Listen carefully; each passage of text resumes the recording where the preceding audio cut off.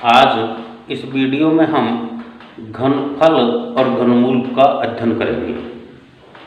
सबसे पहले हम समझते हैं कि घनफल क्या होता है। देखो, पिछले वीडियो में हमने वर्ग ज्ञात करना सीखा था। तो घनफल के लिए हम क्या करते हैं, जैसे वर्ग हमने किया था, मान लीजिए हमारे पास में 25 है। अब 25 का वर्ग किया था तो हमने क्या किया था, यहाँ पर घात 2 लगाई थी वर्ग में। लेकिन अब हमें करना है घनफल, तो हम क्या करेंगे, इस 25 में घात कितनी लगाएंगे, 2 के स्थान पर 3। अब इसका मतलब हो गया कि ये जो 25 है इसको हमको 3 बार लिखना है, अर्थात 25 गुणा 25 गुणा 25। तो हम कैसे करेंगे, सबसे पहले हम इस 25 को 25 से गुणा करेंगे, तो कितना हो जाएगा 625 गुणा 25। और अब इसको गुणा कर लेते हैं, तो कितना हो जाएगा 25 पंजे 125, हासिल 12, 25 दूनी 50 और 12 62, हासिल 6, 25 छक्के 150 और 6 156, अर्थात 15,625।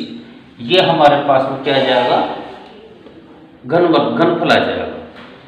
अब यहाँ हमने देखा कि जब भी हम घनफल करते हैं तो हमारे पास में जो भी संख्या दी गई होती है उसी संख्या को हम 3 बार लिख करके एक दूसरे से गुणा कर लेते हैं, वही हमारा घनफल होता है।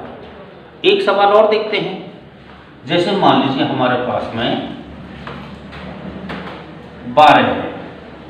अब 12 का घनफल करना है तो घन के लिए हमको क्या करना है, घात 3, जैसे हम क्यूब के नाम से भी जानते हैं।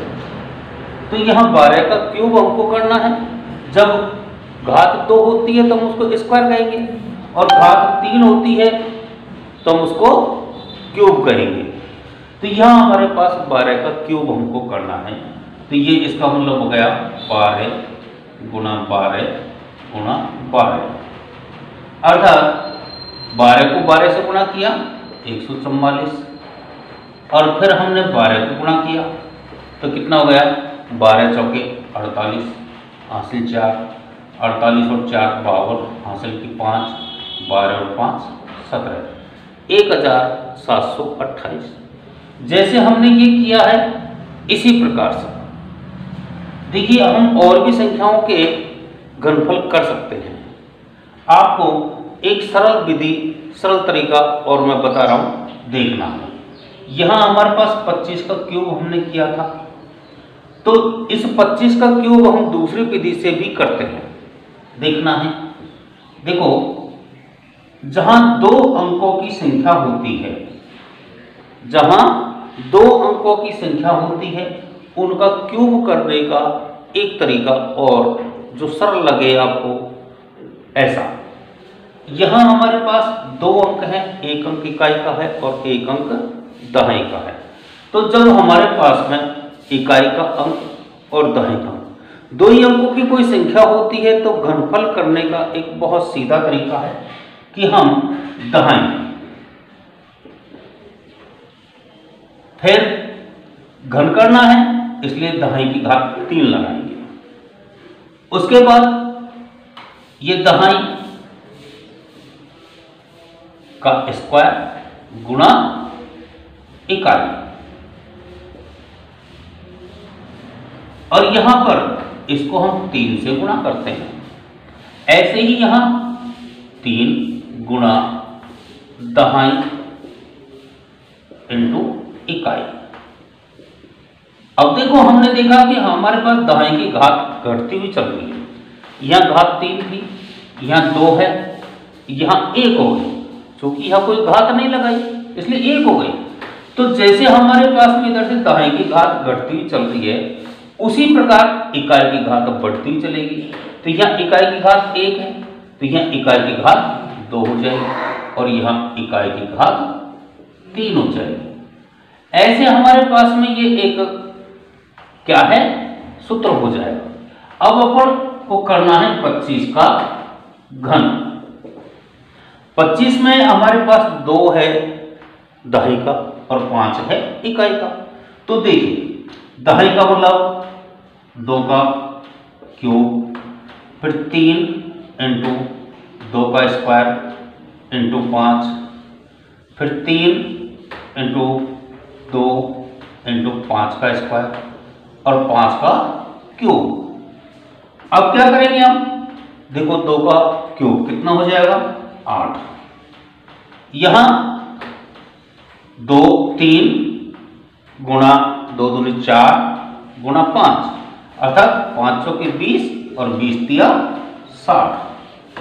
इसमें देखिएगा 5 25, 25 दूनी 50 और 50 गुणा 3 करेंगे तो 150 और यहां हो गया 125।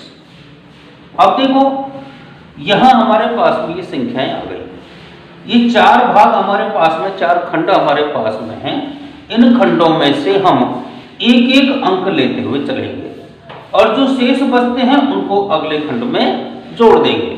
तो हमारे पास सबसे पहले हमने 5 लिया, इस 12 को हमने जोड़ेंगे 150 में, 162 का 2 बच गए 16, 16 को हम 60 में जोड़ेंगे तो हमारे पास 76 और 76 का 6 बच गया 7, 7 को हमने 8 में जोड़ा ये 15। देखिएगा यहाँ हमारे पास दोनों उत्तर समान है। तो ये जो तरीका है ये भी हम काम में ले सकते हैं, क्योंकि यहाँ पर ये सूत्र के माध्यम से, परंतु ध्यान रखना है कि ये जो तरीका है इसको हम 2 अंकों की संख्या के लिए ही लेते हैं। यदि हमारे पास कोई सवाल 3 अंकों की संख्या का आ जाता है, मान लीजिए 106 देखना है,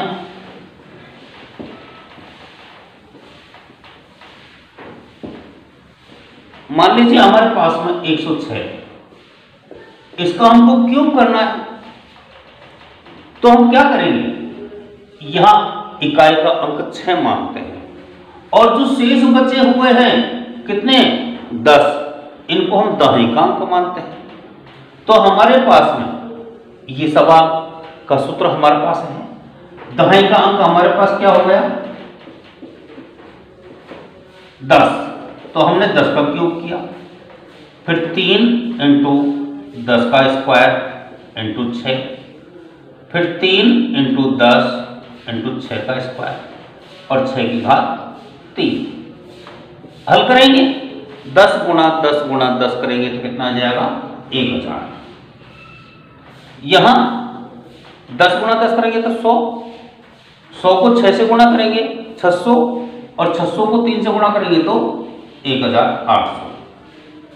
यहां 6 गुणा 6 करेंगे 36, 36 को 3 से गुणा करेंगे 108 और 108 को जब हम 10 से गुणा करेंगे तो 1080। ऐसे 6 गुणा 6 गुणा 6 करेंगे तो 216। अब देखो, अभी जैसे आपको बताया था, सबसे पहले हम इकाई का अंक लेंगे, शेष बचे अंकों को अगले उसमें खंड में जोड़ेंगे तो हमारे पास हो गया 6। यहां जोड़ा कितना 1021 में, 1080 में जब 21 जोड़ेंगे तो 1101, 1 आ गया, कितना बच गया 110। 110 को हम 1800 में जोड़ेंगे तो ये हो जाएगा 1910, तो हमने 0 ले लिया, कितना बच गया हमारे पास में 191। इस 191 को हम 1000 में जोड़ेंगे तो हमारे पास हो जाएगा 1191, अर्थात हमारे पास जो संख्या आई कितना उत्तर आ गया 1191 016।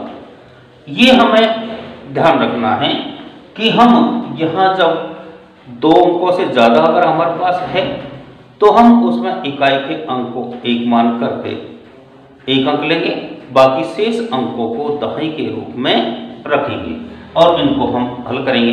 अब हम देख सकते हैं 106 को 106 इंटू 106 अर्थात 3 बार गुणा करके हम देख सकते हैं हमारा उत्तर यही आएगा। तो इस प्रकार हम घनफल आसानी से ज्ञात कर सकते हैं। अगला जो हमारा वीडियो होगा उसमें हम घनमूल करना सीखेंगे, बहुत सरल विधि से घनमूल करेंगे। हमारे चैनल से जुड़े रहें, सब्सक्राइब करें और आगे की वीडियो देखने के लिए बेल आइकन का प्रयोग करें और लाइक करें। धन्यवाद।